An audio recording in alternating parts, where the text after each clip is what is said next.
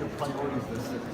Well, continue to make decisions in around how do we continue to improve the economy of the province of Nova Scotia. This obviously is a budget session, encouraged by the fact that we're delivering our full balanced budget. There's been a number of pieces of legislation that are tabled in and around the environment. We committed to during our campaign, the Coastal Protection Act being one of them. We'll be bringing in prompt payment legislation this session as well. Committed to that, and looking at some other pieces that part of rounding out what we believe is a way to continue to grow the economy of the province and deal with some of the substantive issues that we face in and around the Sorry, I couldn't hear you because of the noise. What payment? prompt payment legislation. What's that? It's legislation around that should subcontractors paid properly in advance. All right. And why, Catherine Tully obviously made an impassioned plea yesterday for a modernization. Do you plan to even look at it? Yeah, we do. We're actually, part of that process is happening now, looking at how do we improve the Freedom of Information Act as well. Mr. Fury talked about a couple of other acts that were also recommendations to be looked at, but that one definitely is in the process of happening now. Are you convinced at this point that an update is needed? Yeah, we knew there was one that prior to that, so we were looking at how do we update this piece of legislation. I think she rightly highlighted changes, and since the last time this bill was updated, so we committed to that earlier, and that work has actually been ongoing. We actually thought we might actually have it ready for this session, but there's some issues in and around that we're looking at with legality, so I'm not sure that'll be in this session, maybe the fall. Are you also looking at changing exemptions? I don't know all the detail of it. Maybe Mr. Fury will be the one who calls in there, but there may be some changes coming in around. Just Zach Churchill was here yesterday, wondering if maybe the governor should have more latitude to not release information when there's an economic. No, I think we'll continue to go through ensuring that it's public servants who look at these FOIP pops that come in. They make the determination and decision around what is released or what isn't. Each department would have a FOIP pop officer in it.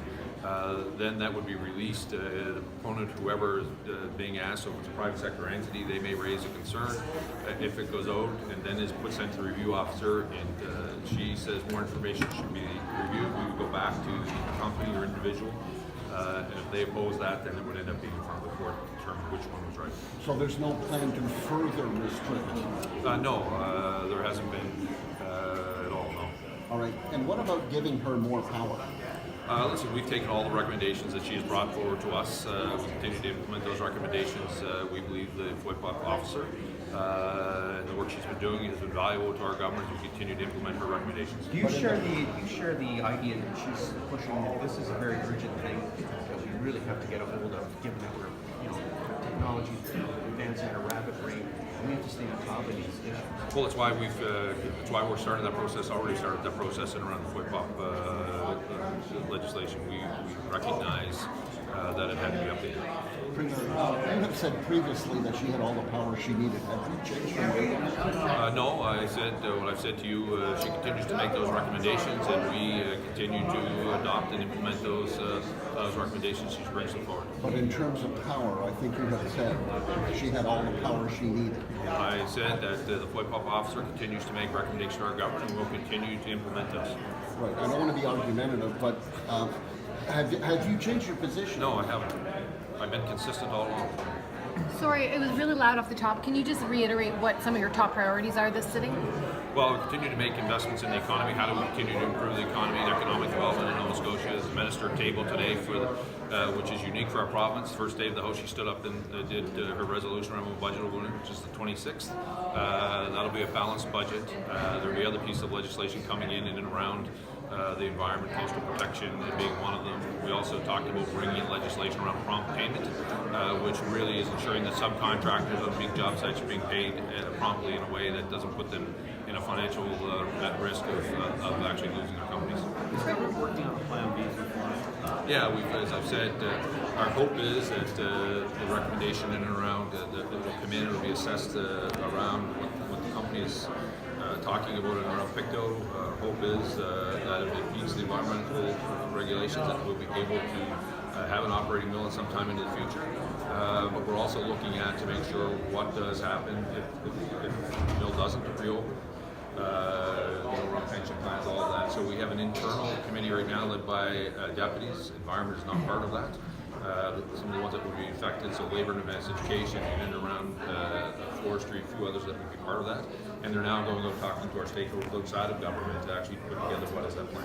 The new Traffic Safety Act, are we going to see that this sitting, or is that a little far off? I'm not sure. Minister Hines will be best for that. I'm not sure.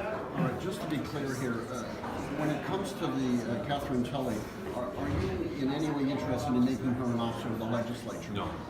What about giving her authority to order changes rather than recommendations? We believe in the process how it's working now, where she's making recommendations to government, and we're accepting those recommendations and working. But we do agree with her on the fact that legislation has to be modernized. One of the templates she put forward yesterday was Newfoundland. Have you looked at Newfoundland's legislation based on those perhaps on that? I haven't. That would be within the departments now. They'd be looking across country jurisdiction, looking what's happening. But I'm not exactly sure whether they specifically looked into Newfoundland or not. So how would you characterize the changes that you're looking at making? Are they a complete overhaul?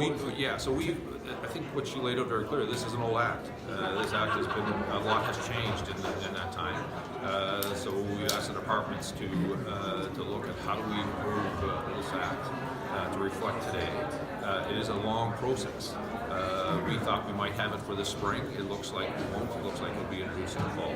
Should a big program like One Patient, One Record involve her office from the outset in designing the project side? No, I think One Patient, One Record will probably have, they're going through the process of ensuring that we have the vendor who will be chosen whenever that happens to be. I'm not sure where we are in that process. When that is done, then there will be another process where we'll have people with expertise outside in the private sector who will follow this process all along. One of the things that we have seen and lessons we've learned from private sector as well as other governments that have gone down this road of huge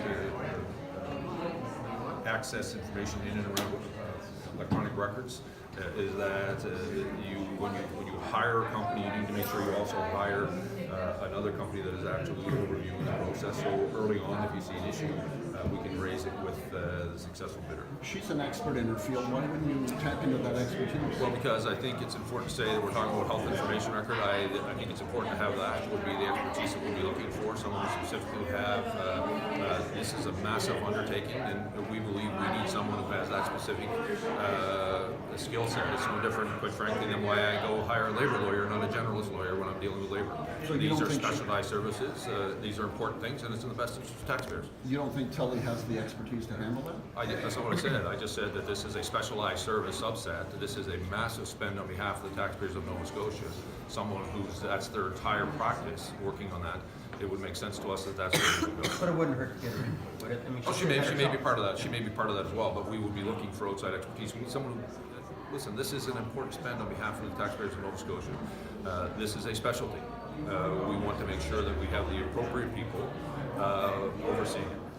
But she said yesterday that this is exactly the kind of thing she would hope to be consulted on. The consultation is one thing. Overseeing it on behalf of all of us, we need a specialty, John. It's no different, as I said to you, I'm sure there are many generalist lawyers who believe I should hire them to do labor law. I'm looking for a labor lawyer, someone who actually can represent the province and taxpayers, who understands and does nothing but labor law. In the same situation here, we're looking at when we go to find this massive IT spend, we need someone whose specialty is only in and around healthcare records and IT.